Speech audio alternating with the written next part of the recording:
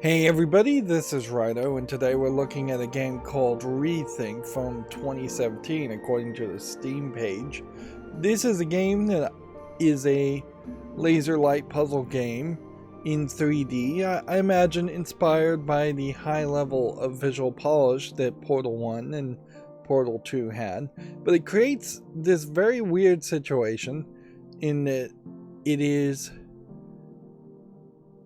not really seemingly controllable by a controller, so they didn't really get that. You can see on this main menu that there isn't really a logo here. It's medium budget, low budget. It's much more indie. You can see tiny little text up here that's probably supposed to be down here, that ReThink uses the Unreal Engine instead of the source engine, which Portal 1 and Portal 2. That being said, this feels very much like the main menu of Portal 1 and Portal 2.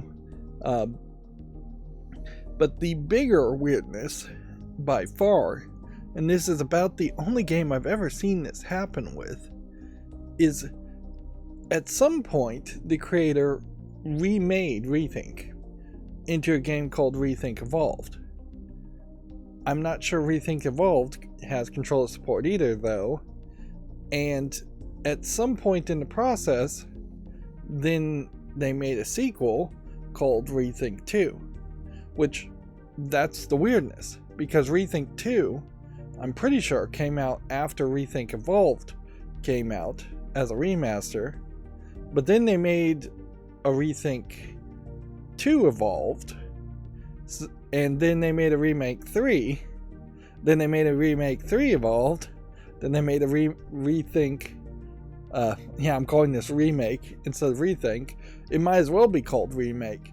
So they've effectively made two series in parallel, the evolved version of ReThink and the non-evolved version of ReThink, and unless the two games play particularly differently, which you really could only purchase two games to figure that out, you're just never really going to know if they aren't just selling you the same thing. All of the screenshots for each of the ReThink games, while different, are showing you about the same textures, about the same kind of puzzles that you can expect to see. There's hopefully a decent amount of puzzles and a decent amount of length in the puzzles, but the only financially conservative move here is to only buy ReThink and play ReThink and see if you like it, see if it's perhaps too much of a ripoff of Portal, which I love Portal, it's one of my favorite games, so I can't really complain if this is just a ripoff of Portal that gives you a few more puzzles to solve. But if there are major red flags, major problems with ReThink, then obviously I shouldn't buy ReThink 2 or ReThink Evolved. And if it is good enough to justify buying ReThink Evolved, then I need to play what is practically the same game, I imagine, a second time, just to figure out how the controls are different. Which, that is just kind of crazy. Clearly, and yes, this is a 2017 game, so maybe these options weren't as well known of or as available to the people who publish games on Steam, but clearly the move here would have been to take the original ReThink down and only sell ReThink Evolved, and then give the original version of ReThink as a bonus to people who buy ReThink Evolved.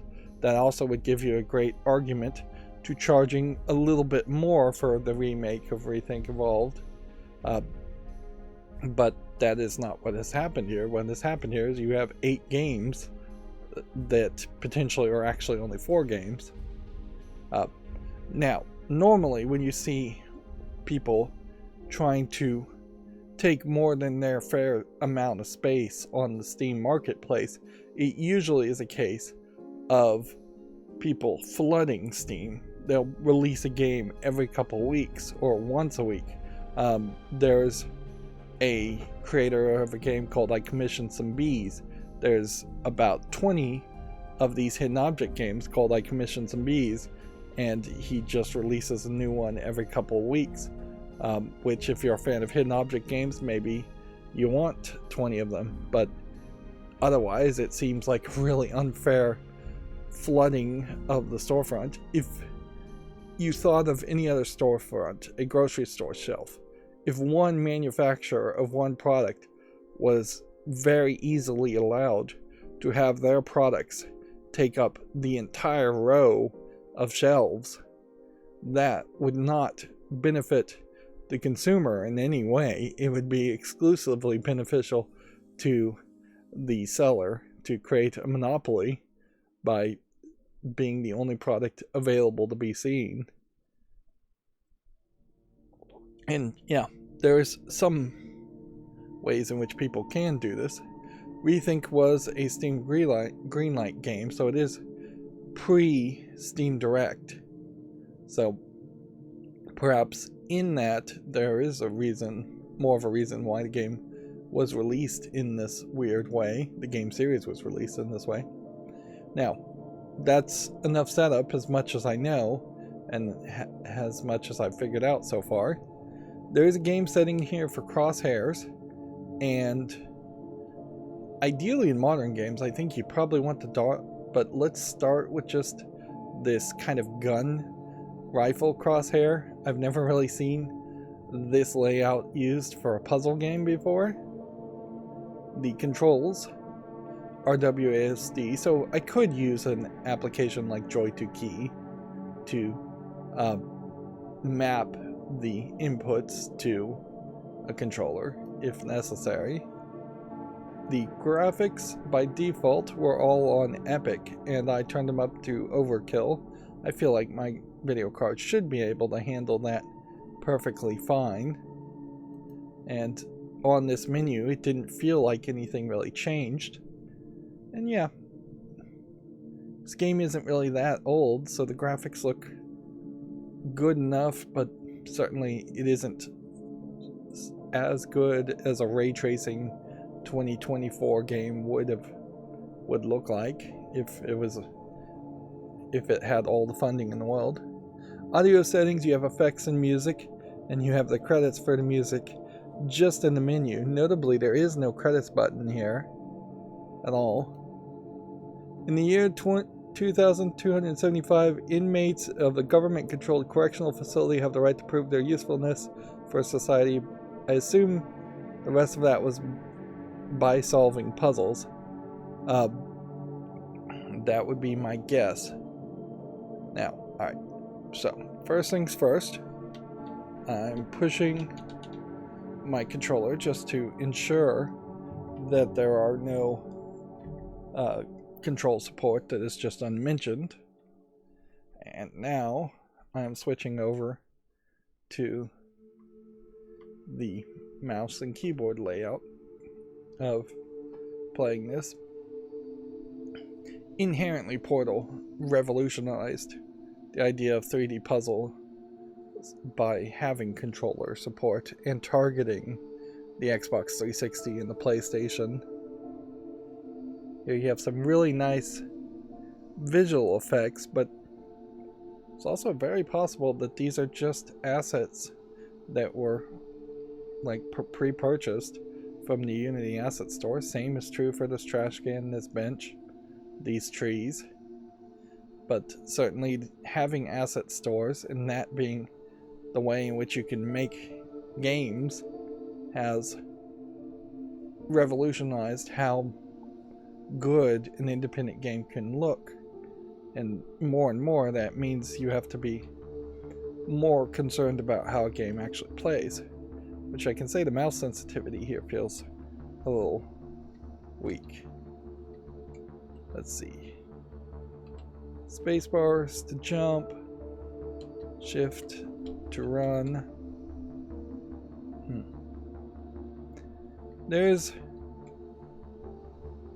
some weirdness, I would think, around that idea overall. So this is a window of having people solve puzzles to prove their usefulness to society. You would have to basically assume that there was some kind of brain drain in the future. Here we can see some flying cars, to the point where there was an actual need for solving what are going to be just rudimentary puzzles. And I guess this is just, these are the prison cells. You have an artificial like ravine with trees, but then you have real trees here, which is weird. And then maybe this opens up and you can exercise in there. Notably though, no toilet or shower unless they pop out of the wall. This might be a TV. Left click, right click, not doing anything. Also, it doesn't seem like there's really any other people around. It's a fairly nice looking, serene prison, but that may not mean much, because then that implies that the more futuristic and clean a prison looks, the higher the chances are that somebody was imprisoned because there's an institutionalized need to maintain and have fancy, expensive looking prisons.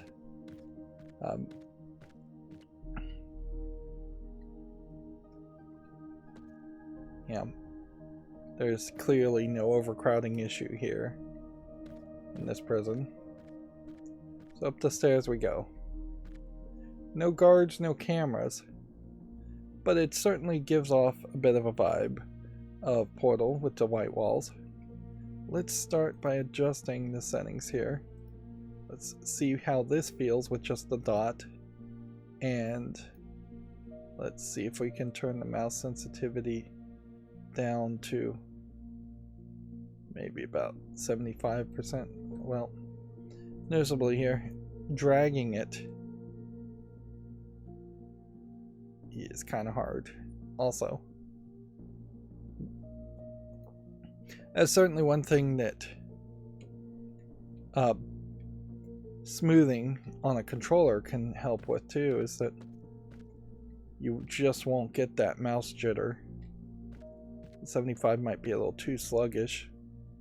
I may need the fast movement of the one mouse sensitivity when we start getting to the puzzles.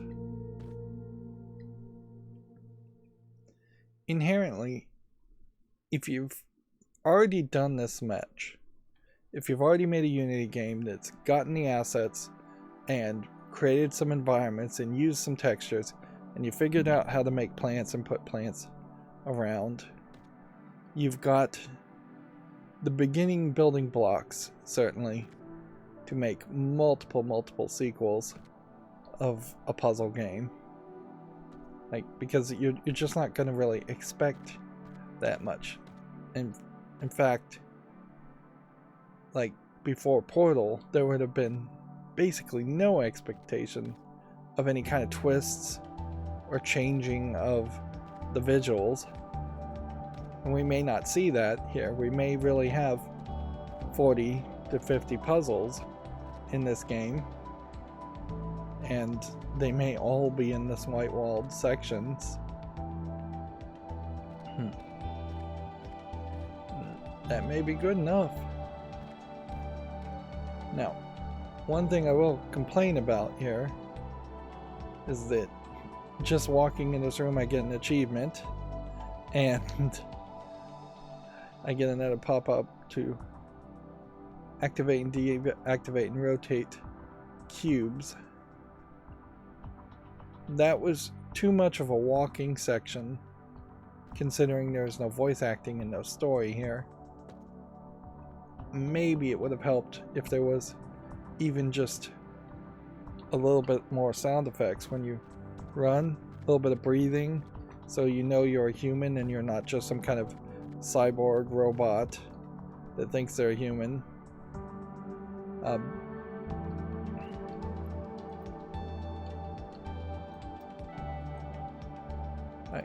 to activate, deactivate. It says left mouse button to activate. I'm clicking left mouse button on this and nothing is happening. Right mouse button? It's not doing anything. Mouse wheel is spinning between the selector at the bottom. So this one must be stuck in the ground permanently as a transmitter, and I must be trying to activate this. And I see that there's a number 1 there for what looks like a yellow lens, but maybe is just an indicator of a single reflector that goes directly in one direction. Even without color blindness concerns, I would say that bottom menu there looks concerning in that it is really pale. And maybe it's in the right place because you're going to spend most of the game looking downward, but then noticeably it is way more interesting to look up here than it is to look down here. So there's a good argument to try and flip everything and maybe have a lot of tiles that show that are see-through glass. Let's just walk through the laser. It's not going to hurt us. We needed to establish whether that was the case or not early in the game. Here we can see shadows. You could certainly have more shadow play on the ground, but yeah. Looking in this general direction, you get fairly boring visuals compared to looking in that direction. And looking in this direction, you get very boring visuals. Perhaps the boring visuals are going to be needed in the future, so you focus exclusively on the puzzle elements, but I don't know. And certainly the comparisons to Portal are here, and it seems like you could just walk through, but then I guess there are doors that will stop you. And I imagine these windows are to give you hints of what is to come, maybe even give you hints that you might escape at some point. Now,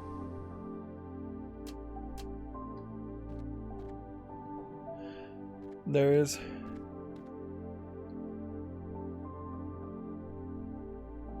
more visuals, quite the skybox here.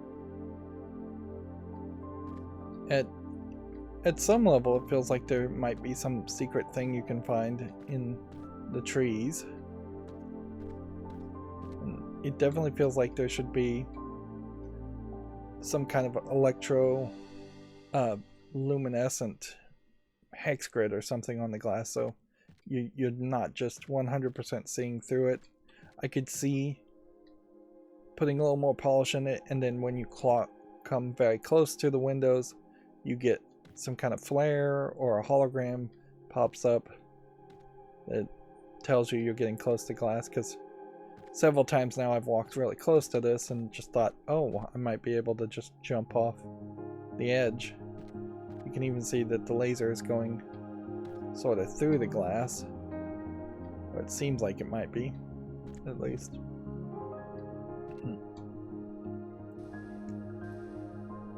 I almost kind of get the idea, though, if you were just trying to find some criteria for release, that you might set a very simplistic challenge for people.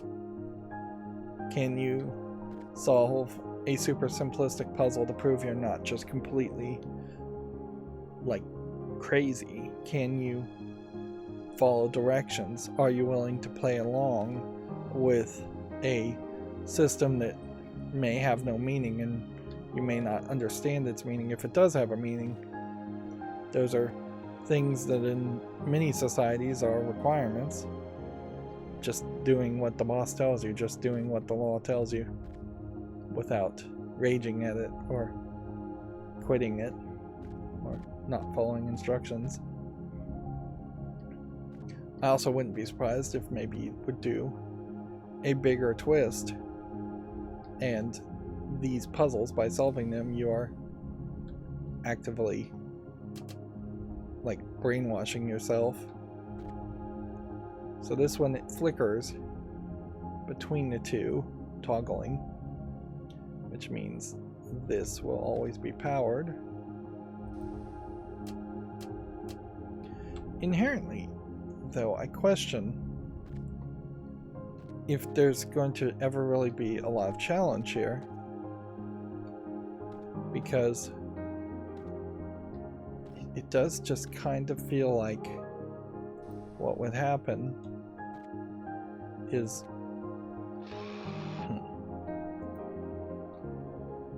we can't activate anything more.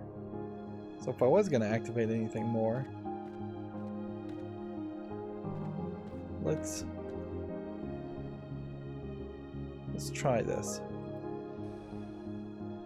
So that one, and then if we were gonna rotate this like that,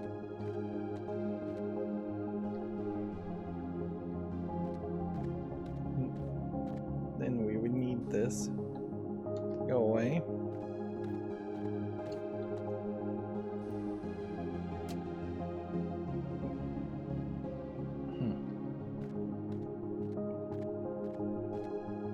So that solution doesn't work.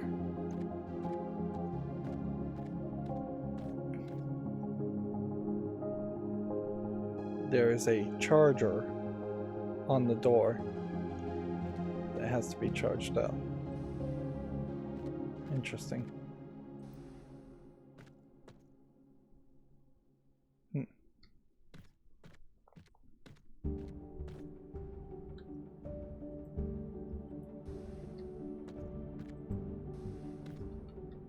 There is kind of a slow process here for these lasers being put away.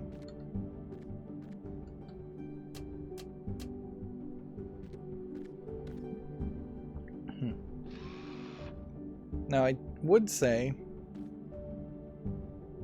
there might be a slight improvement on these laser reflectors compared to the companion cubes with the lenses in them in Portal 2. There's a lot more detail in the design of those cubes, and you can pick them up and place them down freely, but they don't as easily show where the laser is coming in and where the laser is going out.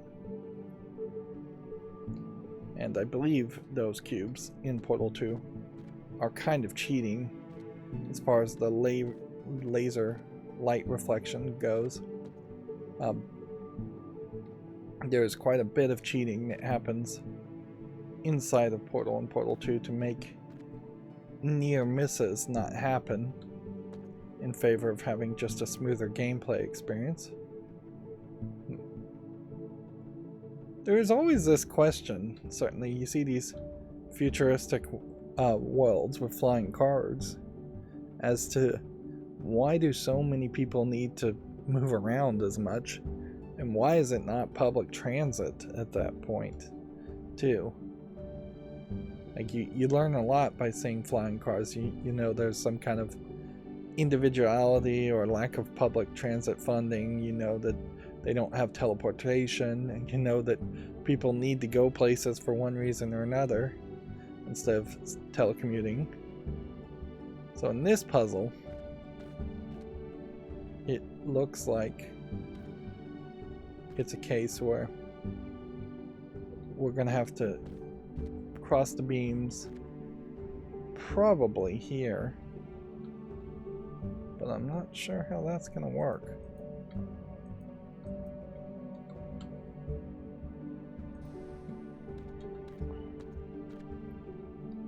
Let's see.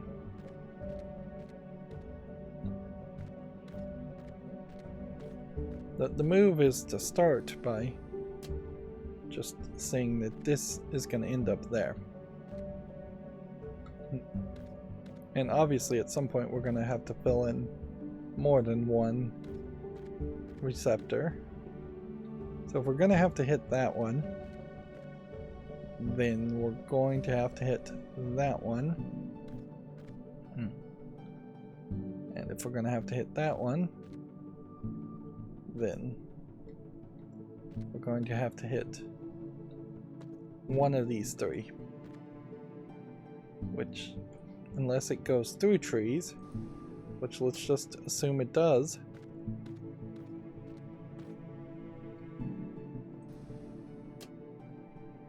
Right. So this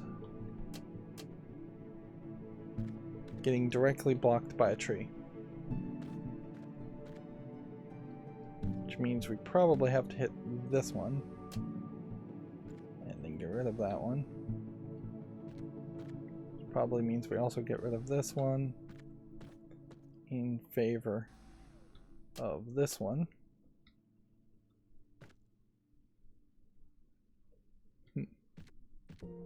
So that solves that.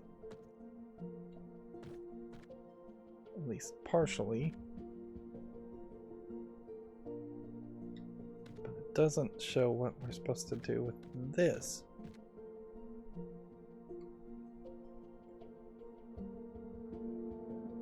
Weirdly, it seems like the yellows are going to split a beam at a 90-degree angle. The reds are going to split beams at 45-degree angles. And then the green will split 3 beams in about 30-degree angles. And then the red, green, blue looks like it's going to actually split colors. And so this is going to be color puzzles very quickly.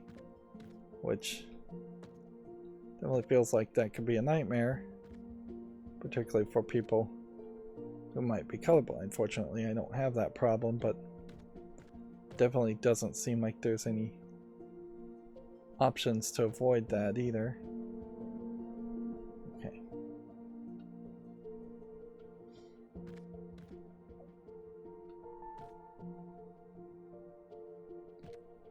This may just be a red herring. Let's just go look at this and see if it fully fills up. No. We do have to do something.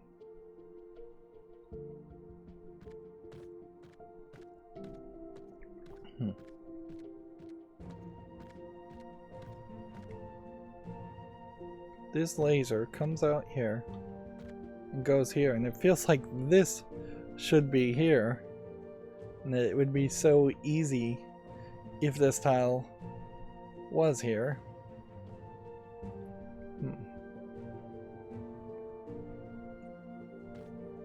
But it isn't.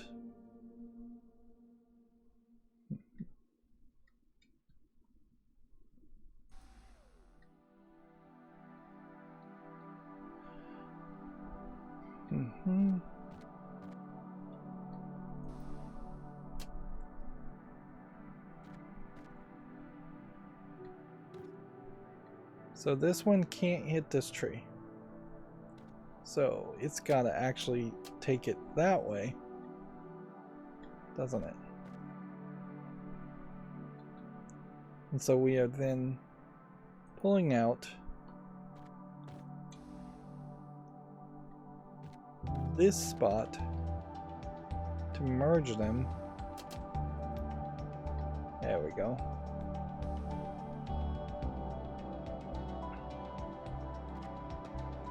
And no, we still needed that. And then we rotate it that way.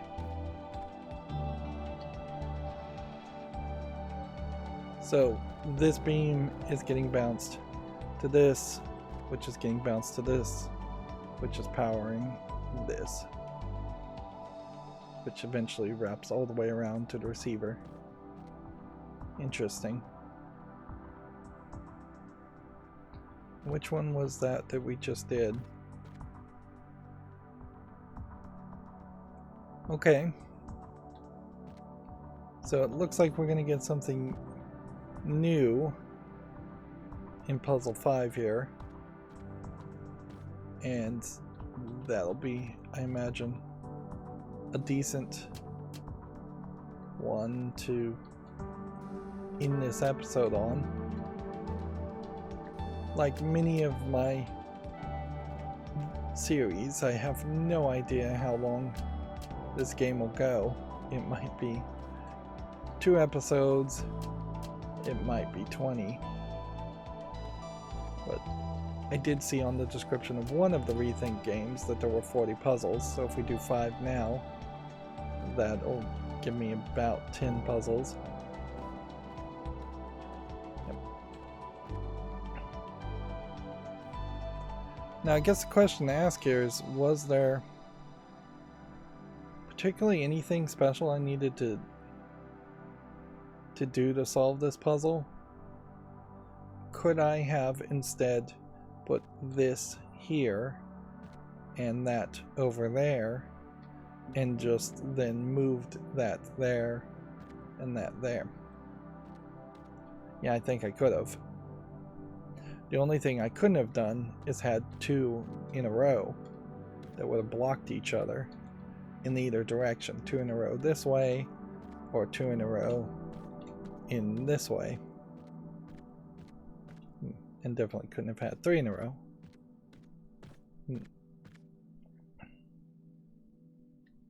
There's definitely a lot of outside being shown for this prison, which arguably may be a little bit rude. So yeah, it looks like puzzle 6 may just overlook our solution here.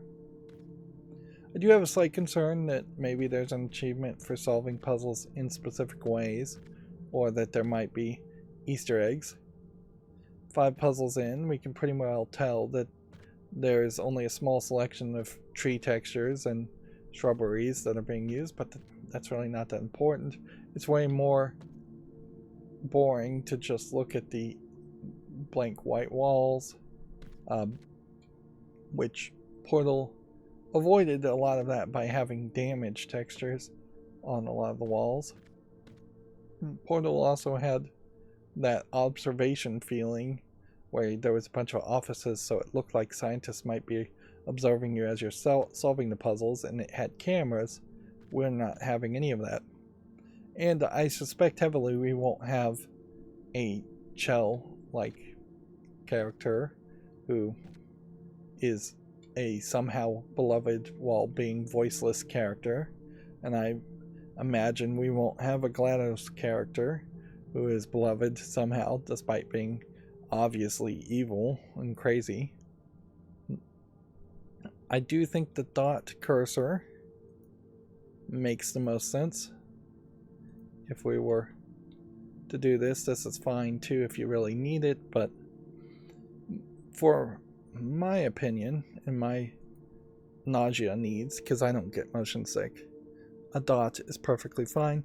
Frankly, almost nothing is fine too.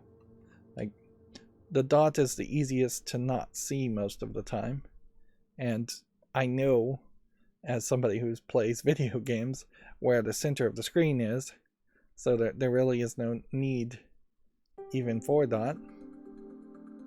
And then yeah,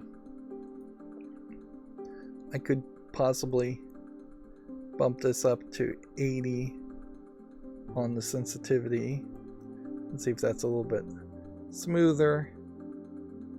And it's questionable whether we ever really will need running or jumping. Unity games and projects in Unity, projects in Unreal Engine, pretty much projects in any 3D engine start with some very basic WASD, to move forward, left, right, jump, and run. And since those features are there, nobody goes out of their way to disable running and jumping. We could play possibly a little bit faster using number keys to cycle between the different cubes, but I don't know if that really matters. Honestly, I would have to question whether any of that matters at all. There's a T for toggle up the heads-up display, which means we could potentially play with that. And then graphic settings are working fine with overkill. You could adjust the field of view. You could enable motion blur if you wanted, but yeah, I'd just turn everything up to overkill and leave it at that. And then the audio sounds good to me, which hopefully that means it sounds good to everybody else. I wouldn't be surprised if the game gets a little bit boring and we start to have repeated music. Let's hit T and just look at what the game looks like in this case, though. Honestly, I think this is better, and I'm not sure if, well, at this point you don't need that bottom heads-up display, because all we've done is gone to unactivated panels and activated them. It would make a lot more sense, and maybe there is something like this in the evolved version, that you would come up to one of these panels and then you would have different buttons to potentially click on to make it either a 1 beam, 2 beam, 3 beam, or 3 color splitter option, and then it would be more in the universe instead of a heads-up display. Because yeah, this is obviously better than this, even though the heads-up display is not even that much. Although it's kind of funny to call it a heads-up display when it's at the bottom of the screen, because it's not really pushing you to keep your head up as much as it's pushing you to keep your head down. But I guess that would just be a technicality. Anyways, that's going to be it for this recording. As always, I ask you to like, share, subscribe. Thank you for watching. Have a good evening.